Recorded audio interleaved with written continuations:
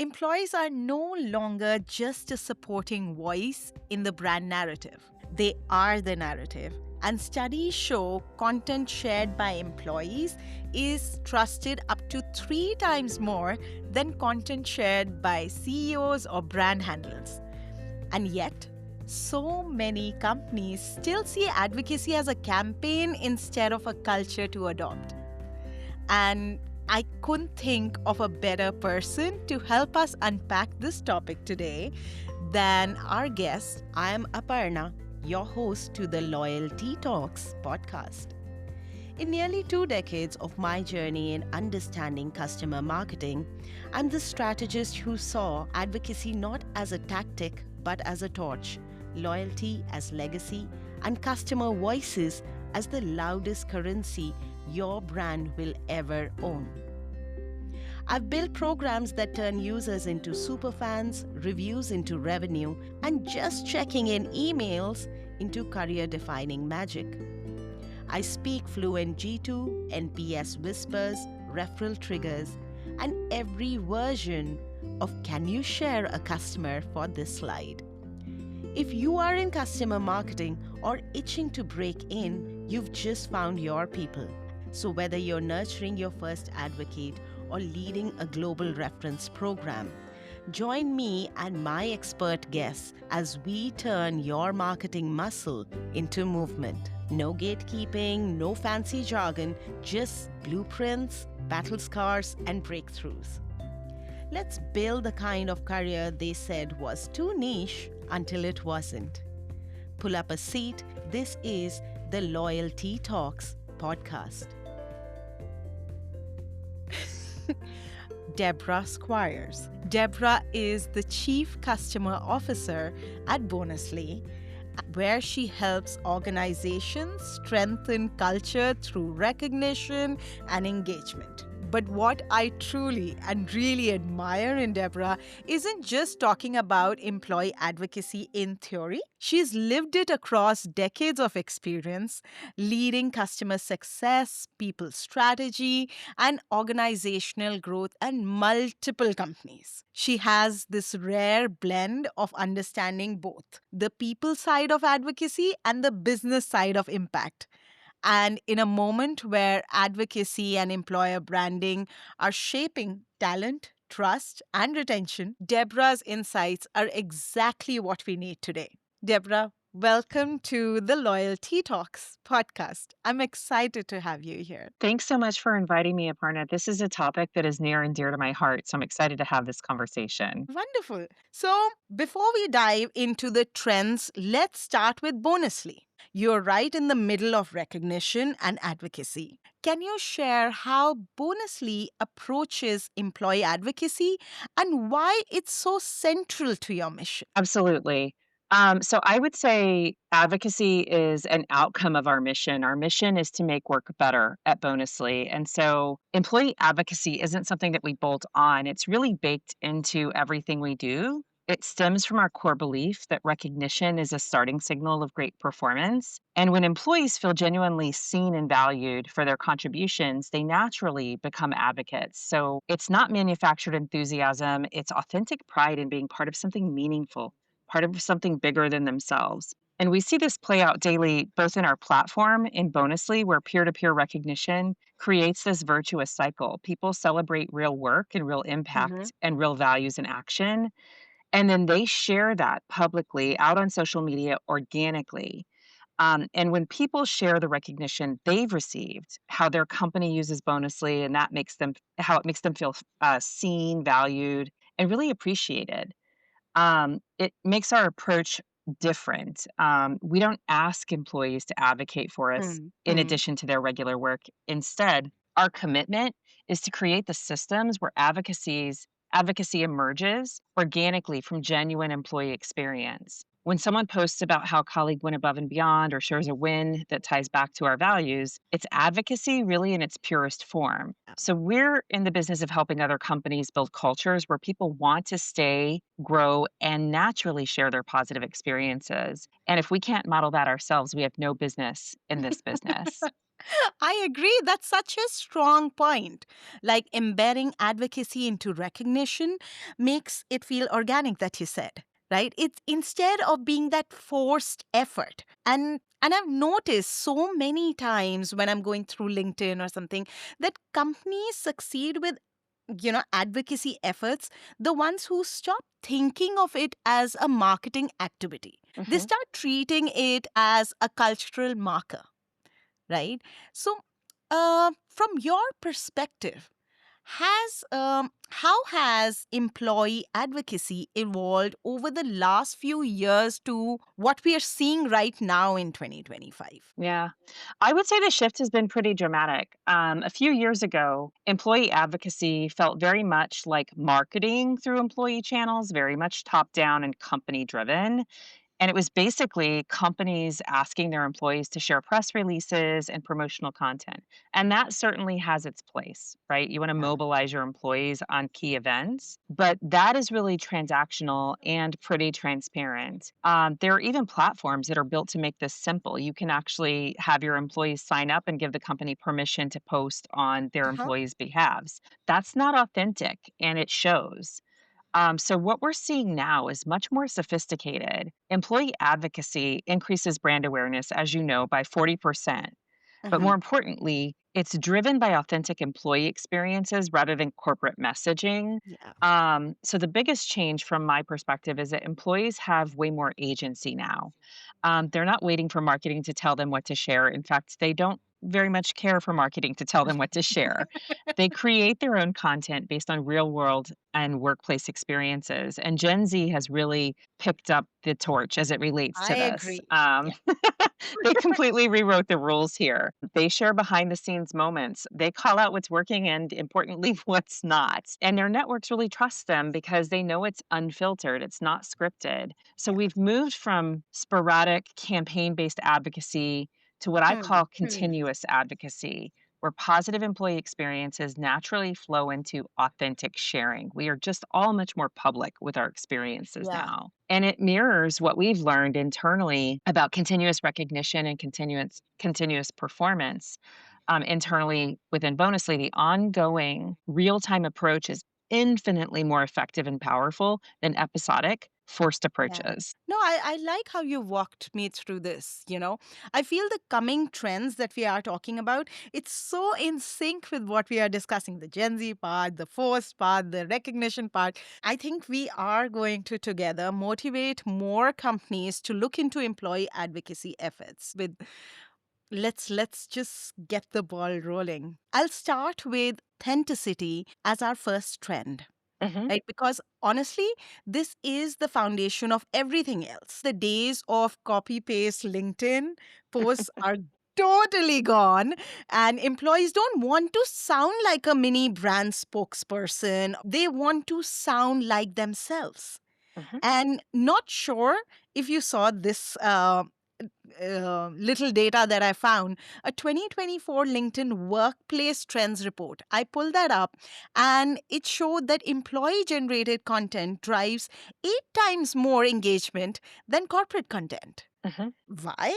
I feel because audience can smell scripted, polished messaging from a mile away. Tell me something. What do you see as the best way for companies to encourage authentic employee voices while still staying truly aligned to their brand values? Yeah. This is a tricky one, and I think, quite honestly, it's where many companies get this wrong. They treat brand alignment like brand control. Authenticity and brand alignment aren't mutually exclusive. They actually can reinforce each other when they're done right. The key is getting crystal clear on your values and then trusting your people to express them in a way on their own. At Bonusly, we don't give employees scripts about what to say. In fact, that goes much deeper than advocacy. We don't give people scripts in sales, in customer Oh, success. We provide guidelines that uh-huh. make it easy and simple, but we don't give them scripts. Instead, we make sure that they deeply understand what we stand for. From our perspective, managers are the multipliers of success, that recognition drives performance, that people want to be seen and supported. And what you see with with Bonusly employees sharing in the wild is what I call it, Yeah. is stories aligned to that because that resonates so much for them. That's why they joined Bonusly is because they want to actively make work better. So Yeah. when employees truly connect with those core beliefs, they find their own ways to share stories that align naturally. One of our team members might have a LinkedIn post about a breakthrough moment with a customer. Another might post about a lesson learned from a project setback. That's so It's nice. Yeah. yeah, it's different voices, but It's it's the like a same variety. values. Yeah. Yeah. Yes, exactly. And it's not perfect, right? Hmm. Like Hmm. we're not, we're not We vetting for grammatical correctness and everything, like every word is selected correct. properly. It's a little messy by I design.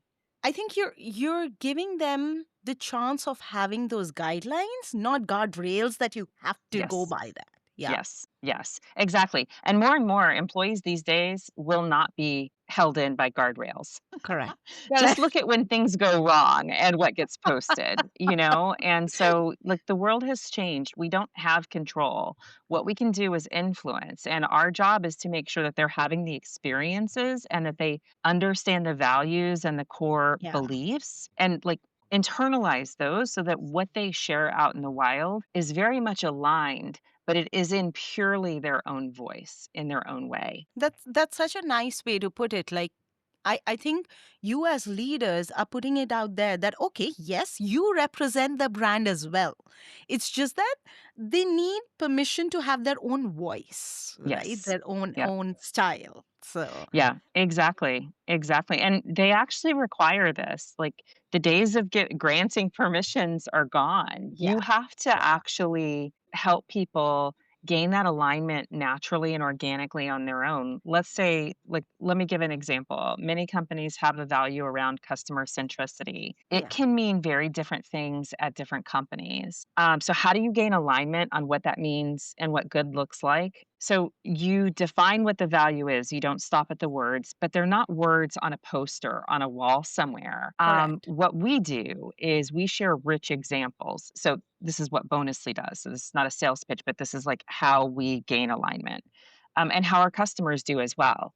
They define their values not only by label, but also description. And then people share examples of people living those values through natural peer led recognition. And you get these Yeah. rich stories of what living that value looks like. And then people who are coming on board, new hires, see that as a really good example of people living the values. Totally. Other Yeah. people see it in the company, and all of a sudden you know what good looks like. Or maybe somebody provides recognition and it doesn't really align with the value that we thought it would.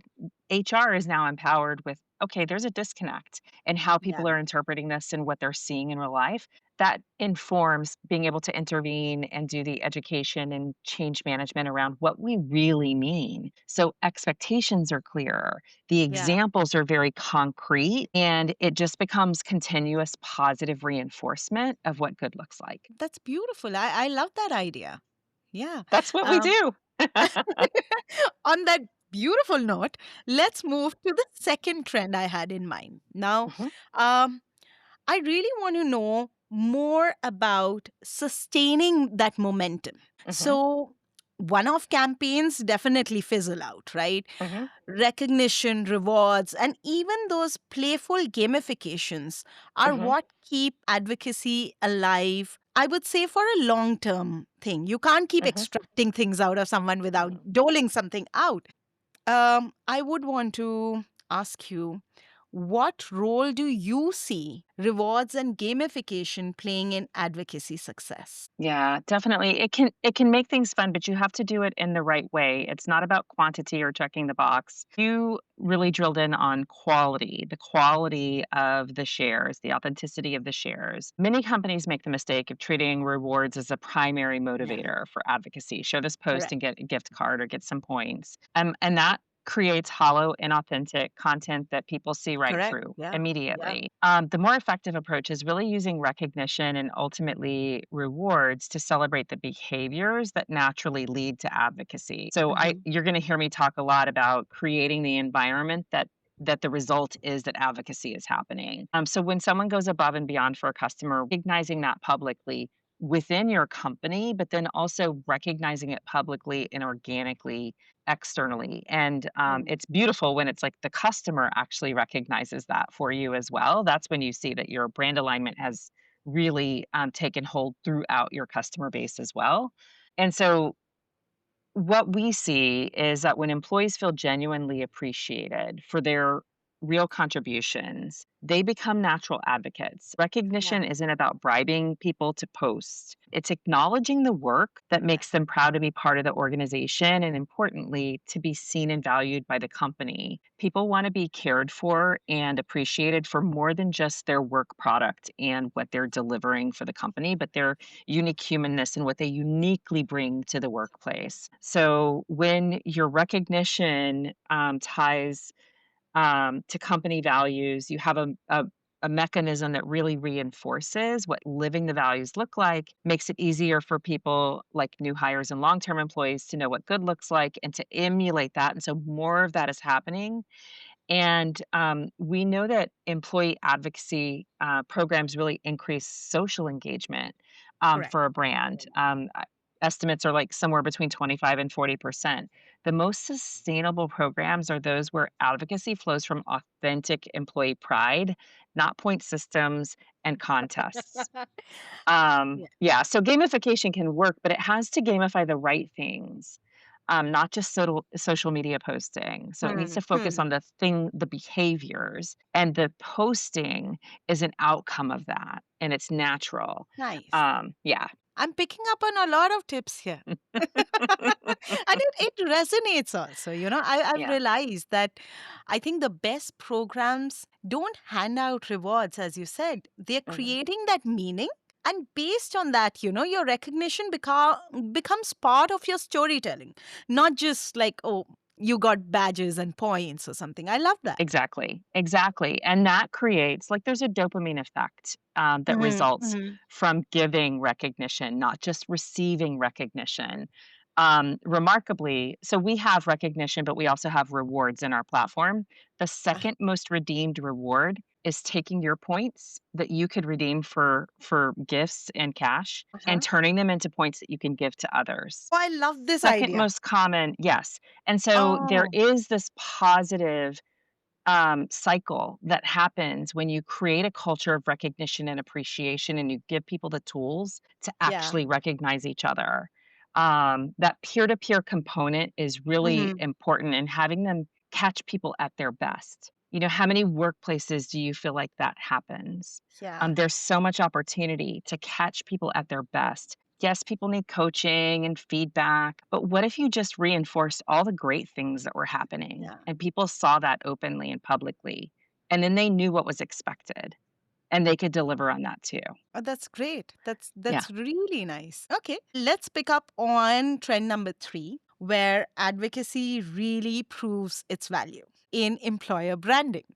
We know candidates are savvy these days. They are not just reading job descriptions, and they're truly looking at what your employees are saying online.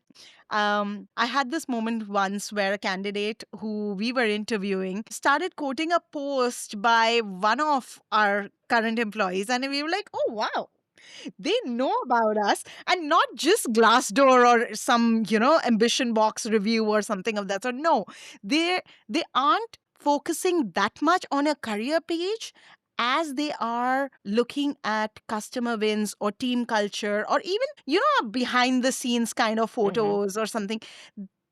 I think that's the kind of credibility that turns out to be priceless. In your view, how does advocacy drive employer branding impact uh, that traditional marketing just cannot? Yeah, I think that's a great question. And traditional marketing has an absolute role. I love my marketing peeps and I love the Uh-huh. function. There is true value in that from a brand perspective. Traditional marketing, though, talks about your culture. Employee advocacy has the power to show your culture in action in real human centric words, like the not perfect choice of words and maybe not perfect grammar, but it's true, genuine demonstration of the values and the culture in action.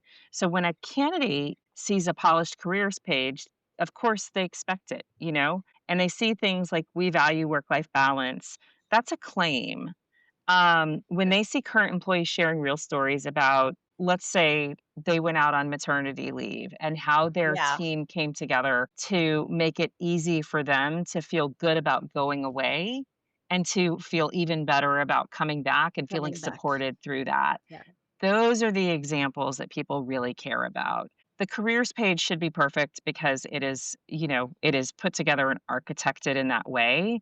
The real life stories, the messy, like life examples, are the way to really demonstrate what you're truly about. And that has so much more impact than traditional marketing can have. What I've seen is like employer brand perception can improve by nearly 20% with an employee advocacy program. But what's really powerful is the quality of candidates that attracts, and that the people that are drawn in by the authentic employee stories tend to be more aligned to what the company is up to the ways of Yeah. working that are valued within the company. And so they have realistic expectations and a real excitement about the actual employee experience. Yeah, I love We've that. seen this Yeah. firsthand with some of our own Yeah. candidates, that come through referrals. Employee referrals is another Correct. magical Yes. way Yes. to really propel employee advocacy to build the business. Hmm. Hmm. Um,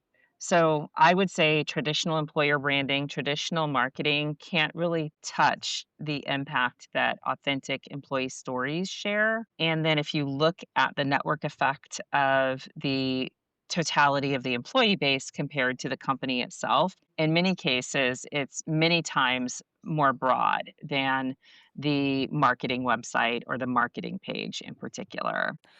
I feel employer branding isn't just about like attracting the right talent. It's how do I say, it's about reinforcing that pride internally as well. When employees see their posts resonating with others, I think it reinforces why they belong there and where they Yes. belong, right?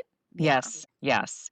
And so things like loyalty and engagement and feeling a part of something bigger than yourself, being proud of what the company is doing in the world and the work that we're doing to move that forward is truly impactful, not only to attracting talent, but to retaining talent and having them be fully engaged. This entire conversation and where, it's getting so interesting now. I like the whole idea of quality over quantity, recognition over rewards. Uh, it's a perfect way to value who's devoting, I think, half of their day to you every day, Yeah. every single day. Yeah. Yeah. So let's come to trend number 4, and I think I'm passionate about everything that I talk about.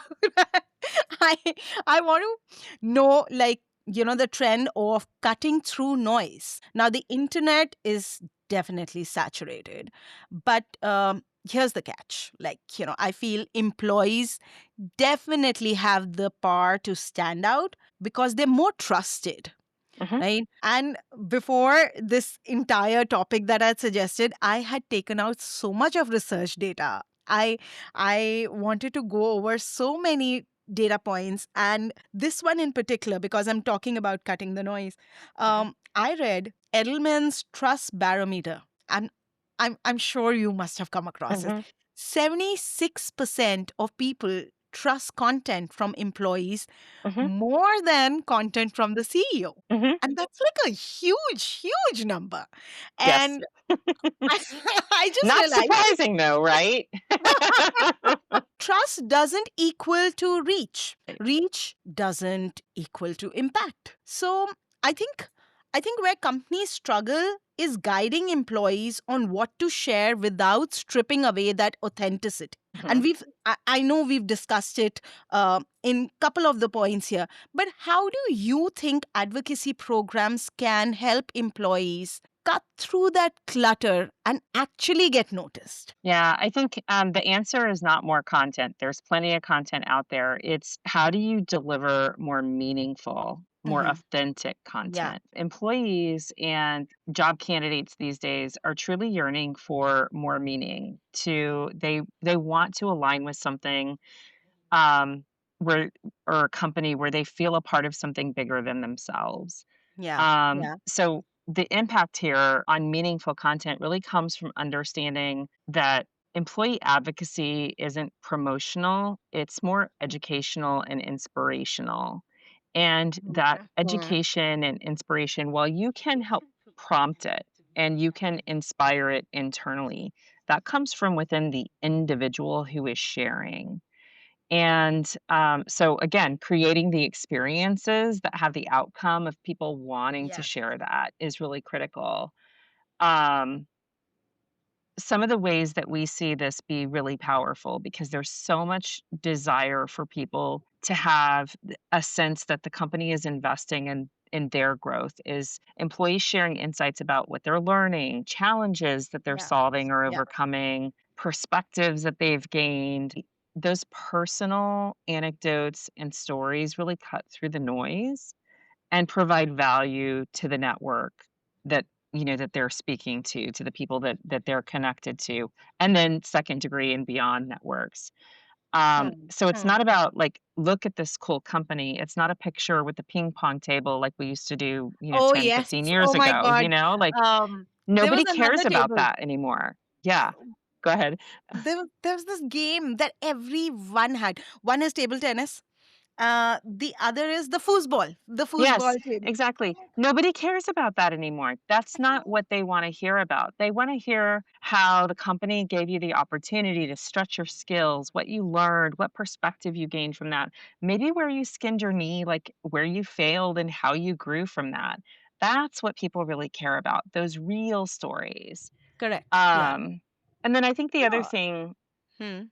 you have to think about is like timing and context. So you can't actually push people to post when it's not authentic. You have to ground in moments that matter. For someone like me, it's industry conversations about topics that I'm really passionate about. So Gallup may release new research or person may release new research or they may highlight, new trends. I get really excited about that and I start commenting and sharing my own thoughts. For team members, that may be something wildly different. Like I shared the example earlier, somebody going out on maternity leave. We've had people who've faced, personal situations, personal tragedies Correct. where they had to step Yes. away Yes. unexpectedly. How the team came through for them in those moments and made them feel supported and valued really goes beyond like the messaging that we typically push out on an employer brand perspective and speaks to the true values and like core beliefs that people show up with and demonstrate every day. Yeah, I totally agree with you. This whole part of, your focus beats that kind of frequency. You don't want a lot of posts flooding your feeds or Yeah. something of that sort, but something that actually comes at the right time and amplifies the right story. Yeah, and I think authenticity is the ultimate differentiator, and sometimes Correct. things happen when it's not opportune, like it's not a conversation happening in the world or in the market or Yeah. on social Yeah. media, but it's real for that person and they convey it in a way that people can relate to it and it resonates for them, and that makes all the difference. No, I love that actually. A lot of points here that, so many companies can pick up from. Even if they have good employee advocacy activities running, there are so many things we've discussed right now. And I think one thing that a lot of companies do, they ultimately lead down to looking at measurement, right? Mhm. And that's the fifth trend that we are discussing today, which is the likes and the Mhm. clicks. I think they're all vanity metrics to me. They're very fancy. Yes. They don't actually tell you how, strong your brand trust and, attracting talent is going on. But I feel, and tell me if I'm mentioning a couple of KPIs that I believe that in 2025 companies should definitely start looking into is employee participation rate. Mhm. How many of your employees are actually participating, Mhm. right? Share of voice compared Mhm. to, you know they're your competitors, Yeah. maybe. Yeah. Uh, Impact of inbound talent Mhm. applications. Mhm. We spoke Yep. about referrals. I think that's Yeah. a great way Yeah. to realize how well or how bad you're doing. And retention, that retention lift for who all are engaged and how they you are still retaining that talent. I would want to know, what's the most valuable metric according to you that Yeah. companies should track by default? Yeah. Okay, there are a few that I think about, some of which are leading indicators and some are lagging indicators. But Mm, you've hit the nail on the head. Like you can put together incentives that have a number of posts being shared by a specific within a specific time frame.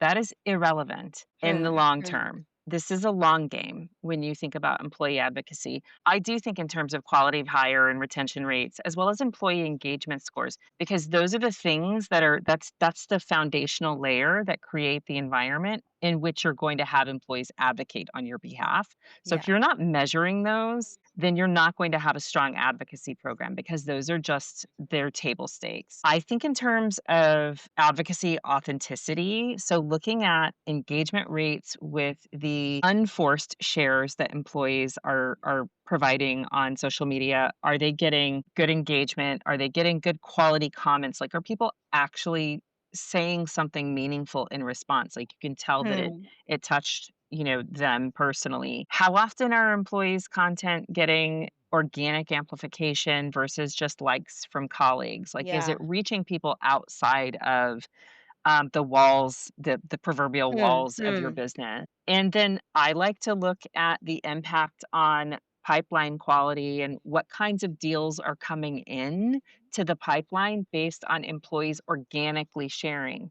More and more, buyers want to know that they're working with a company who takes care of That their employees and values, where employees are yeah, happy. Because if employees are not taken care of and are not happy, then customers know at the end of the day they'll things may suffer. start off okay, it may Yeah. look good from the outside, but when, like, the rubber meets the road, they will lose the people that they're counting on working with. Oh, They will yeah. see disruption in their experience. My firm belief as a leader is that if you want an exceptional customer experience, you have to deliver an exceptional team member experience, and this is part of that. So that advocacy, that employee advocacy in particular, will drive demand from the market because they want to work with companies who are ethical companies, who do right by their employees, and who have happy employees in the building working with them. 200%. Yeah, Yeah. you got it so right. Yes. I never thought on that angle actually. But that's so true. Yeah. Yeah. That's some good way of uh, measuring your metrics, because I think a lot of time people tend to deviate on just justifying the program, Mhm. rather than creating that voice that really moves the needle. They start Mhm. justifying certain metrics that aren't that significant. They Mhm. look good, Yeah. they definitely, Yeah. but I think programs also don't highlight the kind of challenges they're facing. I've seen companies assuming that, okay, your employee has to be your mini influencer and they Mhm. have to talk really good stuff online. And I think it gets intimidating, Yeah. You enter the office and someone says that, hey, can you go ahead and share this, let's say a webinar or event or Mhm. something on your social media? No. Why? I think most of us, even including me, I think our networks aren't like tens of thousands or something Mhm. on those lines, but the little that we go ahead and influence through our authentic network has a lot of impact. But many companies don't tend to see that. According to you, what misconceptions do companies launch their programs with Mhm. and not be able to scale their advocacy programs? I'll just say, like, bottom line to me, the biggest misconception is that employee advocacy is a marketing program or it's an HR program. Oh, It's actually a culture program, and culture is leadership's responsibility, not HR, not marketing. Spot on. I Yeah. love this. Yeah. Yeah, companies launch these programs and then wonder why participation is low or they're not seeing the uptake. And the reality is, employees share what they're motivated to share, what they're passionate about sharing. Can you make it easy for people to share if they want to support the organization? Your webinar example is Yeah. perfect. Yeah. Yes, absolutely. Because I can tell you every salesperson on the team, when they hear we're having a webinar, will share it with their networks, they'll share it with their prospects. Exactly. Um, because they're motivated to. They feel something about it. And we launched a major product release a couple of weeks ago, and we had people across the organization sharing it organically. Did we announce it ourselves internally? Yes. Did anybody stick to the script? No. No. Everybody Oh, shared lovely. why they were excited about it, what it Mm. meant to them personally. It's our chief product, which facilitates the manager and employee relationship and helps build thriving, high performing teams. And so managers talked about it in a particular way because they're so excited to have a tool that they can Yeah. use in a certain way. Employees talked And about it yes, differently. And like the engineers who worked on it talked about it differently and lovely. like what they had to learn to be able to build this and release this to our customers. And so, trying to mandate that people are going to be excited about sharing about the business is not the way to do it. The way to do it is to give people the environment where there are natural things that they want to share Mm. because they are Mm. engaged and aligned, and then make it easy for them to share what's relevant to them. So does that mean sharing a few key points or like Yeah. bulleting out like what are the major milestones related to this? Yes. Is it giving them a script to copy and paste and post on LinkedIn? No, it's not. And That's so, not fun. yeah, Yeah. Yeah. exactly. You have to create the environment where people actually care Mm. and want to share and are supported in a way where there's something meaningful to them. And then you have to make it easy. And if you're doing the right things, it will eventually pick up, but you can't force it. You can't expect to roll out a program and say, we want, Yeah. on Yeah. average 1.5 posts per employee Oh, per that's week. Yeah. insane. Yeah. Yes. But Yeah. people actually like they think, you want to measure everything that you do. And I totally get that. Mm. But that is measuring the wrong things because that is a forced program that is not authentic and people will see right through it. And you may meet your metrics in the short term, but you won't sustain anything meaningful in the long term. It's so nice to know that, yes, you can share the company's content Hmm. without you getting into trouble for sharing your real perspective. Yeah. Yeah. So Yeah. I think it's beautiful. Yeah. And I've said this word so many times in this podcast today, but everything that you're saying resonates, and it's beautifully put across that, it's really, really good. So Thank you. I I, have a I, real passion for this. Like I am living my dream. I feel like I've spent my whole career working to make work better, both as an in-house HR practitioner and working with HR mm, practitioners through HR services and HR tech. But then like that's what we do at Bonusly as well. So it's like this wonderful it's situation where my personal mission and my work mission are completely intertwined. So lovely. Tell me something.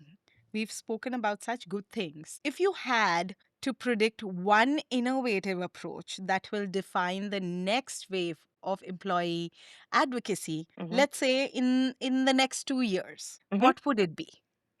I think we'll use AI to help identify Mm, recognition and advocacy opportunities in real time based on micro work patterns, project completions, customer interactions, mm, where we'll be able to surface and remind people what a great experience, outcome, situation that was, and make it super simple for them to not only recognize each other, which you yeah, can already do, yeah, but also to share that publicly. yeah. Yeah. So Yeah. in internal to external storytelling. Yes, Nice. exactly. Yeah. You said it so much better than I did. I have been, trust me, Deborah, I've been reading so much about it because I didn't want to sound foolish when I come in front of you. I wanted to know everything that's going on in the industry. Yeah. But yeah, how you've woven the idea of, bringing AI and not taking it as a threat that, oh my God, AI or something of that sort. If you work around it, I think it's got so much of potential. Yeah. Oh, yeah, Yeah. absolutely. I'm a big believer that AI has the potential, and we're already seeing it, to help bring out the best in people. And we take a very human-centered, human-first approach to the Hmm. use of AI. We're not doing things for people with our AI. Yeah. We're helping them make the best of the situation, and just making it simple and easy for them to recognize each other, provide feedback, coach and develop their teams. That's AI at its best, is really enhancing the human experience. Before we close, I want to introduce this wrap up question. And I know I've mentioned this before to you also when we had met earlier. Uh, I want to ask every guest of mine, starting from you now, what's the best piece of career advice you've ever received? And what's the worst? Ah, okay, this is good. The best piece of advice I received was early in my management career. It wasn't at the beginning of my management career, but it's when I became a manager of managers. And I had a leader pull me aside and tell me that my job is not to have all the answers anymore, that I had built my career on having the answers and doing the things, Mm. that that my job is to ask the questions, ask the right questions, and create the conditions where the right answers emerge among the team. Lovely. Yeah. Lovely. That's so nice. Yeah. The worst advice I've ever gotten is just focus on getting results and the people stuff will work itself out. Oh, good That Lord. is never how it works. Never. Yeah. This was in a I've spent my entire career in the HR domain, so this was Mm. in an HR services company. Oh, And wow. I'll grant you, like, I was a revenue leader then, I'm a revenue leader now. Yes, you have to focus on the numbers, but you don't get to Correct. the numbers through brute force and sustain them. You get to a sustainable achievement by creating the conditions where people can show up and do their best, even on a bad day, and you have to focus on the people, and the Yeah. outcomes will come. Thank you so much for bringing such clarity Aw. and energy to this conversation. I think the future of advocacy is clearly not about scripts and slogans, but it's more about the way you said. It's more about culture and authenticity. Mhm. And I feel for our listeners, whether you're just starting an advocacy program or looking to elevate an existing one, I hope today's discussion shows that your employees aren't just your brand story, they are the brand story. So, yeah, that's all for today. And thank you so much, Debra, for taking out the time and sharing all these strategies and stories and aligning everyone and people and purpose and brand together. Thank you so much for having me, Aparna. I have really enjoyed this conversation. It's a topic that I'm super passionate about, if you can't tell. Yes, I So can. I've just enjoyed the opportunity to chat with you about it and share my perspectives. If you found today's tea piping hot, don't forget to stir the pot. Share it, rate it, and bring a friend to the table. Until next time, keep turning loyalty into leverage with me, Aparna, and the Loyalty Talks podcast.